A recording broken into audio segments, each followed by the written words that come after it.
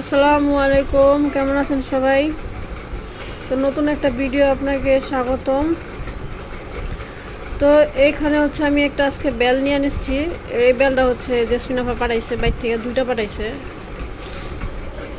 তো বেলটা হচ্ছে গাছ পাক না, যে পাকতে গিয়ে ফিটটা গেছে।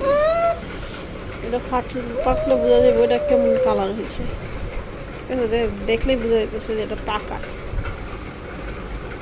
তো ফাটাই নেই, ফাটানোর পরে দেখাইতেছি। আমি এই যে বেলটা ভেঙে নিছি, ভাঙার পরে এই যে দেখেন মশলাটা গাছ পাকনো বেল। তো এখানে এই যে এরকম হয়েছে। তো এগুলো হচ্ছে আমি এখন সাইডটা নিব, একটা চামিচ দিয়ে পাতিলা নিয়ে নিচ্ছি, চামিচ দিয়ে সাইডটা নিই।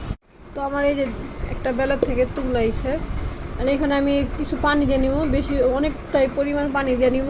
পানি দেওয়ার পরে এগুলো চটকা চটকা আমি এগুলোর রসটা উঠাই নিই। এখানে আপনাদেরকে দেখাবো কীভাবে উঠাইতে দিই নেই।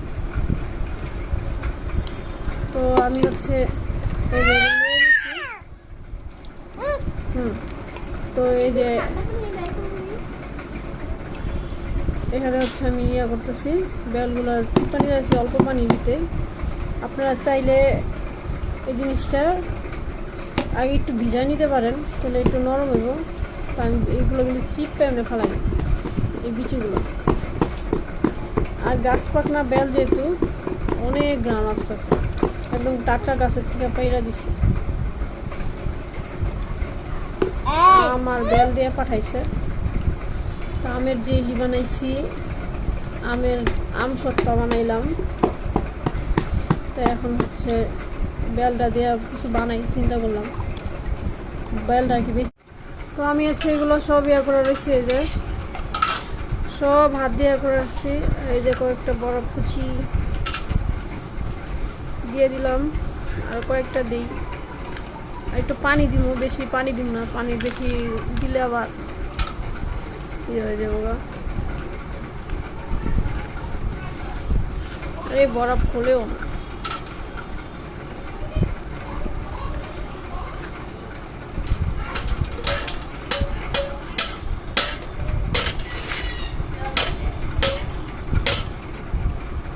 যাই হোক, যেটুকু দিচ্ছি এটুকু ঠান্ডা হয়ে যাবে। একটু লবণ নিয়ে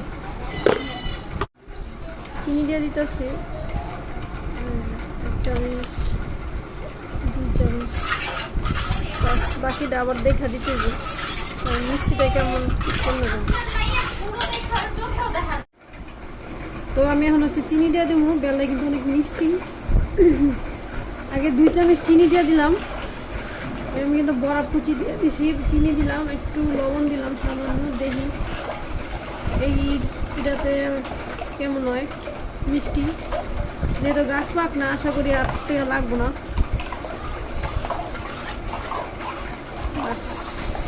আর লাগবো না। এমন ঠান্ডা ঠান্ডা শরবত গরমের দিন দুপুরবেলা হইলে জমে যাবে একেবারে পুরা।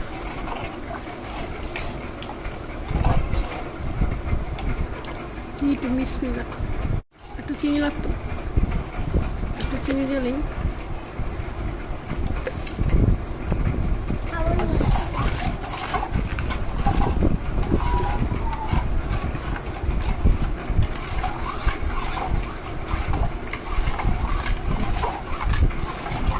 এই শরবতটাই হইব, আর লাগবে না।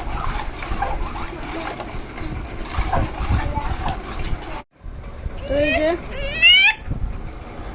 এরকম ঠান্ডা শরবত যদি এই গরমের ভিতরে খাইতে পারেন তাহলে অনেক মজা।